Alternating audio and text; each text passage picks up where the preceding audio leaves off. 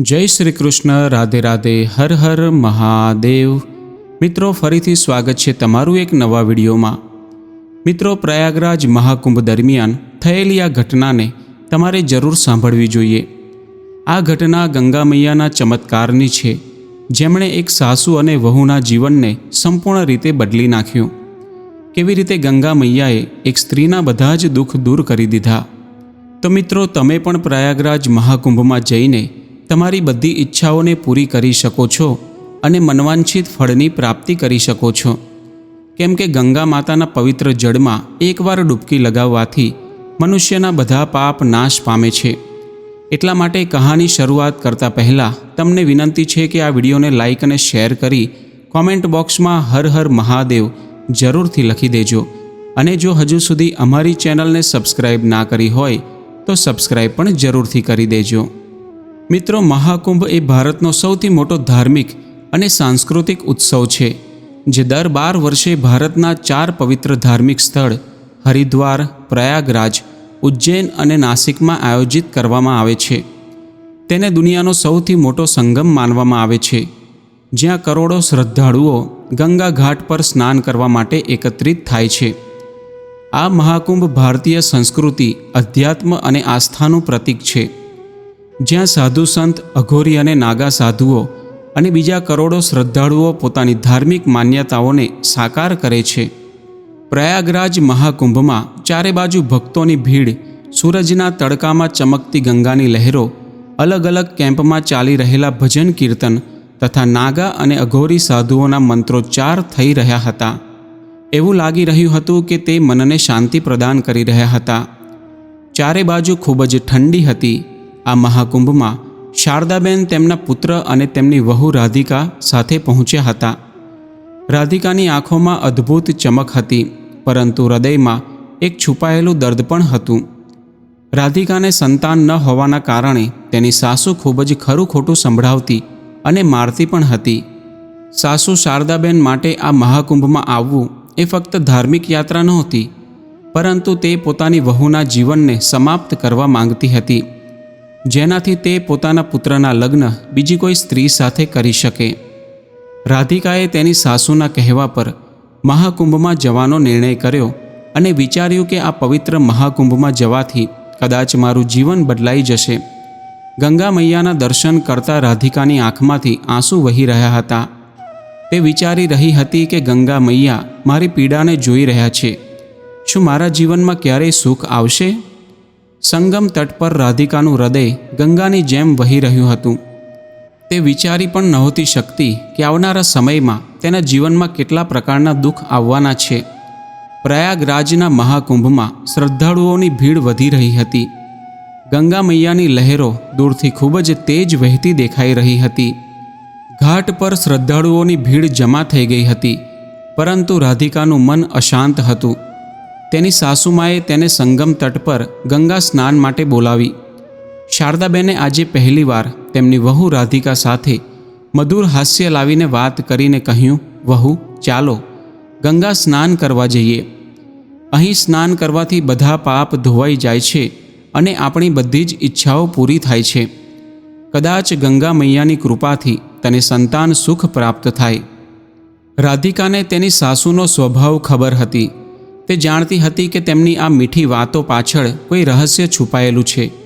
तेम छतां पण तेने गंगा मैयानी शक्ति पर विश्वास हतो अने तेणे विचार्युं के कदाच आ यात्रा तेनी जिंदगी बदली देशे। शारदाबेननी आँखोमां एक अलग प्रकारनी चमक हती। ते विचारी रह्या हता के हवे मारी वहूथी छुटकारो मेळववानो समय आवी गयो छे। शारदाबेन तेमनी वहू राधिकाने संगमना किनारे लई गया, ज्यां गंगा मैया खूब ज तेज वही रह्या हता। त्यां ऊभा रहीने शारदाबेने मधुर अवाज में कह्युं, वहू गंगा में स्नान करवाथी तने पुत्रनी प्राप्ति थशे। तू स्नान करी ले, डरीश नहीं, हूँ अहीं ज ऊभी छूं। राधिकाने मनमा डर लागी रह्यो हतो।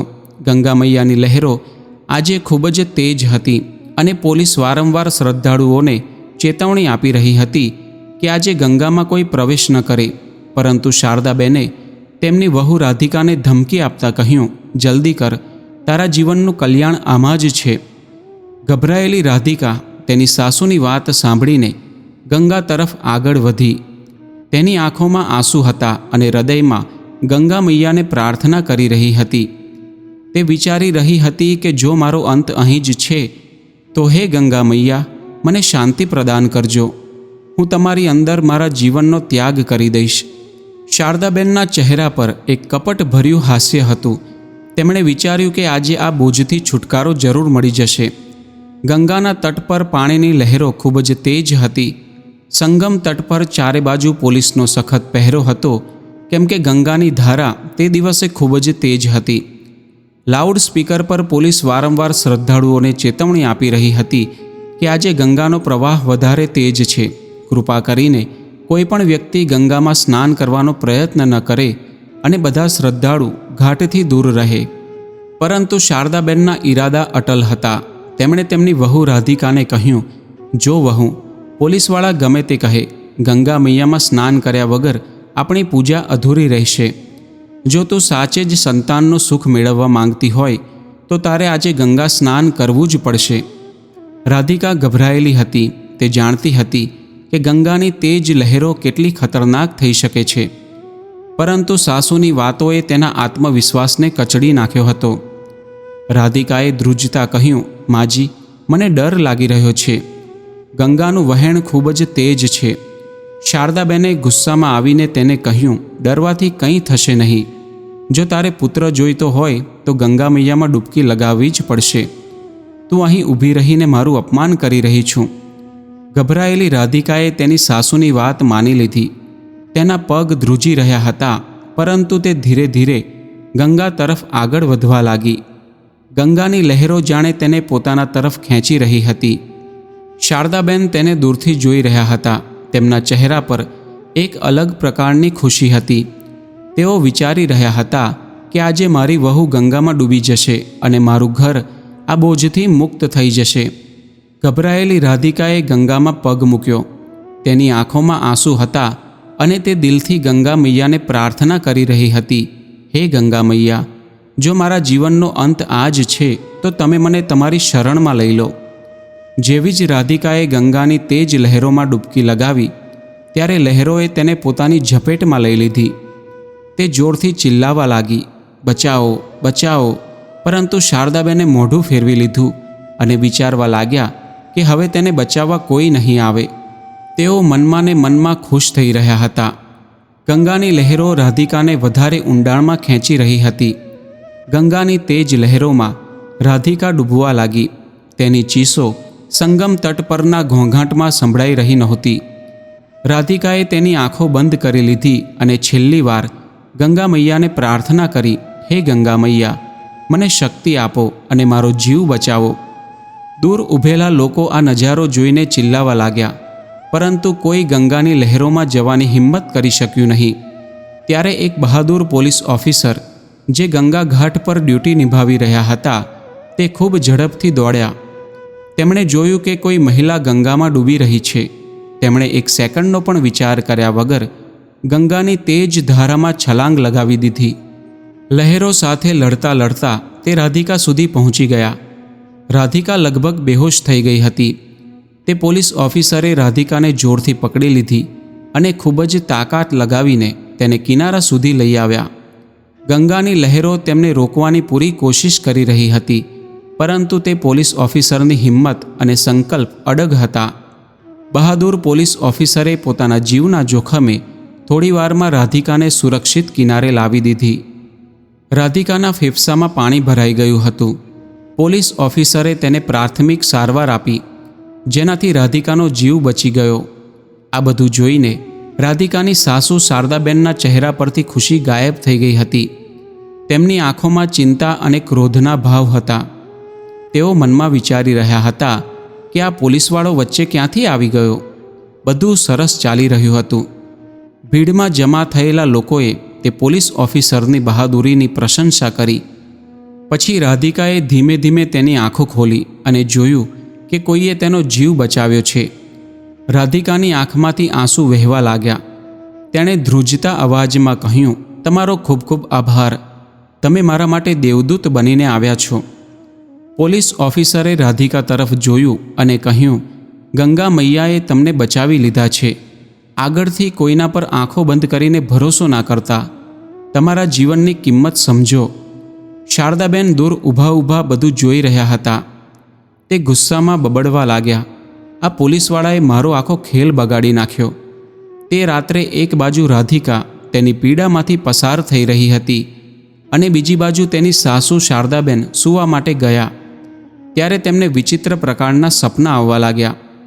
સપનામાં શારદાબેને જોયું કે ગંગાની લહેરો તેમને પોતાના તરફ ખેંચી રહી છે અને લોકો તેને છોડીને જઈ રહ્યા છે.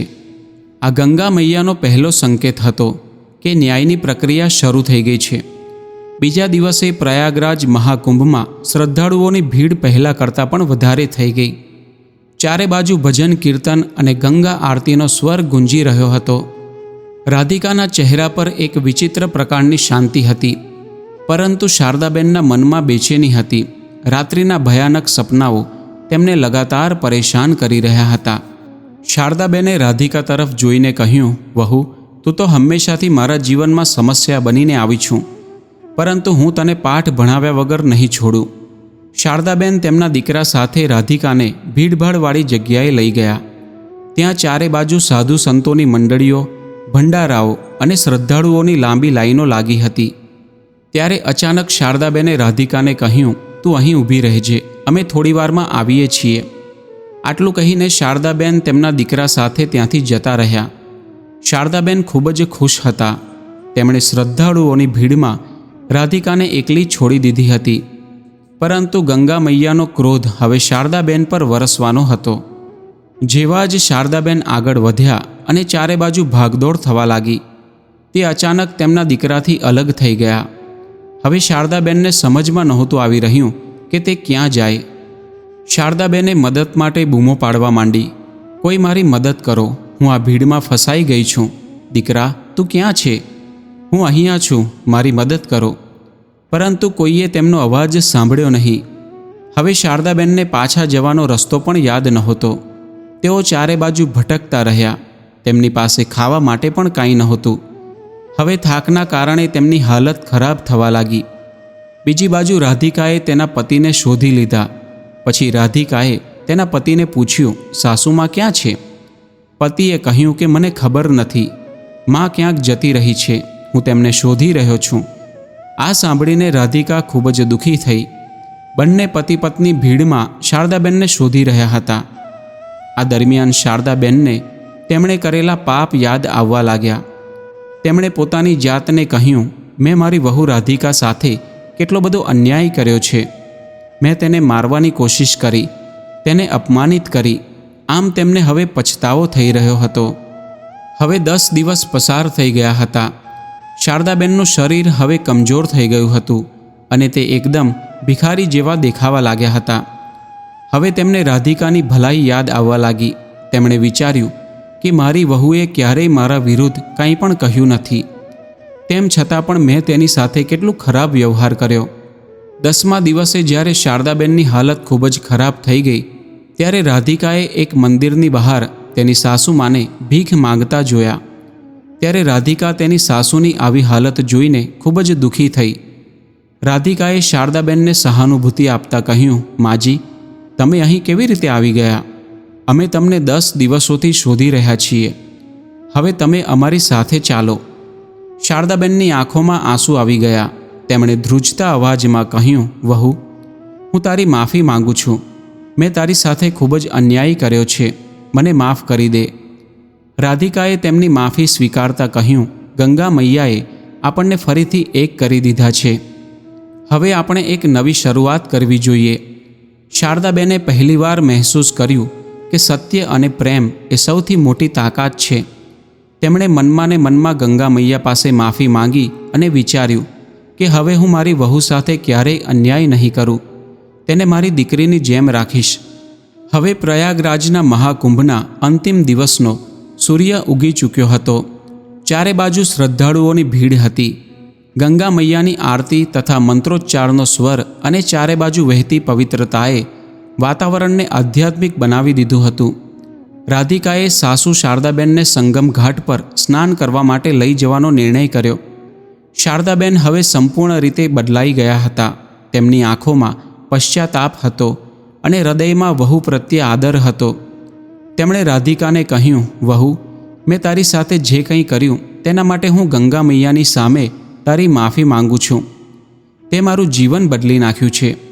રાધિકાએ મુસ્કુરાવીને કહ્યું, માજી, ગંગા મૈયા દયાળુ છે. તેઓ દરેકને માફ કરી દે છે. ચાલો આપણે સાથે સ્નાન કરીએ. સંગમ ઘાટ પર પહોંચીને બંનેએ ગંગા મૈયામાં ડૂબકી લગાવી. ત્યારે શારદાબેનની આંખોમાંથી આંસુ નીકળવા લાગ્યા. તેમણે ગંગા મૈયાને પ્રાર્થના કરી, હે ગંગા મૈયા, મને મારા પાપ માટે ક્ષમા કરો. હું મારી વહુ સાથે હંમેશા ન્યાય કરીશ. સ્નાન કર્યા બાદ જ્યારે તે નદીમાંથી બહાર આવ્યા ત્યારે એક દિવ્ય સંત તેમની સામે પ્રગટ થયા. તેમનો તેજસ્વી ચહેરો જોઈને રાધિકા અને તેની સાસુ અચંબામાં પડી ગયા. સાધુએ રાધિકાની તરફ જોયું અને કહ્યું, દીકરી, તારી ધીરજ અને ગંગા મૈયા પરનો વિશ્વાસ પ્રશંસાને યોગ્ય છે. તે દરેક પ્રકારનું કષ્ટ સહીને તારી સાસુનું સન્માન કર્યું છે. ગંગા મૈયાએ તારી પ્રાર્થના સાંભળી લીધી છે. તને પુત્ર પ્રાપ્ત થાય તેના હું આશીર્વાદ આપું છું. તારું જીવન હવે ખુશીઓથી ભરાઈ જશે. આ સાંભળીને રાધિકા અને શારદાબેનના ચહેરા ઉપર ખૂબ જ ખુશી ઉભરાઈ આવી. સાથે સાથે તેમને આશ્ચર્ય પણ થયું કે તેમણે રાધિકાને પુત્ર ન હોવાનું તે સાધુને જણાવ્યું નહોતું. આખરે તે સાધુને આ વાતની કેવી રીતે ખબર પડી? શારદાબેને તે સાધુ મહાત્માના ચરણોમાં પડીને કહ્યું, મહારાજ, તમારો ખૂબ ખૂબ આભાર. તમે મારી વહુને આશીર્વાદ આપ્યા છે. આજે મને સમજાઈ ગયું છે કે સાચો ધર્મ પ્રેમ અને સેવામાં છે, ના કે અપમાન અને ક્રોધમાં. સાધુ મહાત્મા મુસ્કુરાવીને ત્યાંથી ચાલ્યા ગયા. ત્યારબાદ શારદાબેને રાધિકાને કહ્યું, વહુ, મેં તારી સાથે જે કંઈ અન્યાય કર્યો છે તેના માટે મને જીવનભર પછતાવો રહેશે. હવે હું તારી મા બનીને તારો સાથ આપીશ. રાધિકાએ તેની સાસુમાને ગળે લગાવ્યા. ગંગા તટ પર બંનેનું આ મિલન જાણે ગંગા મૈયાના આશીર્વાદ હતા. સાસુ અને વહુએ ભેગા મળીને નવી શરૂઆત કરવાનો નિર્ણય કર્યો. મહાકુંભમાંથી પાછા આવ્યાના થોડા મહિના બાદ રાધિકાએ એક સુંદર પુત્રને જન્મ આપ્યો. ઘરમાં ખુશીઓની લહેર છવાઈ ગઈ. શારદાબેનની આંખોમાં ખુશીના આંસુ હતા. તેમણે તેમના પૌત્રને ખોળામાં લઈને રાધિકાને કહ્યું, વહુ, આ બધું તારી ધીરજ અને ગંગા મૈયાની કૃપાનું પરિણામ છે. મને મારા દ્વારા કરવામાં આવેલા પાપ માટે હંમેશા પસ્તાવો રહેશે. રાધિકાએ તેની સાસુમાના હાથ પકડતા કહ્યું, માજી, ગંગા મૈયાએ આપણને શીખવ્યું છે કે સાચો પ્રેમ અને વિશ્વાસ મોટામાં મોટી મુશ્કેલીને પાર કરી શકે છે. હવે આપણે સાથે મળીને આપણા પરિવારને ખુશીઓથી ભરવાનું છે. શારદાબેને રાધિકાને ગળે લગાવી. તેમનો સંબંધ હવે સાસુ વહુથી વધીને મા દીકરી જેવો થઈ ગયો હતો. મિત્રો, આશા રાખું છું કે તમને આ કહાની ખૂબ જ પસંદ આવી હશે.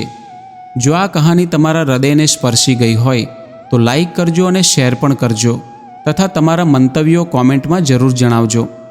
તમારા બધાનો દિલથી ખૂબ ખૂબ આભાર. ફરી મળીશું એક નવા વિડીયો સાથે. જય સ્વામિનારાયણ, જય શ્રી રામ, જય શ્રી કૃષ્ણ. હર હર મહાદેવ.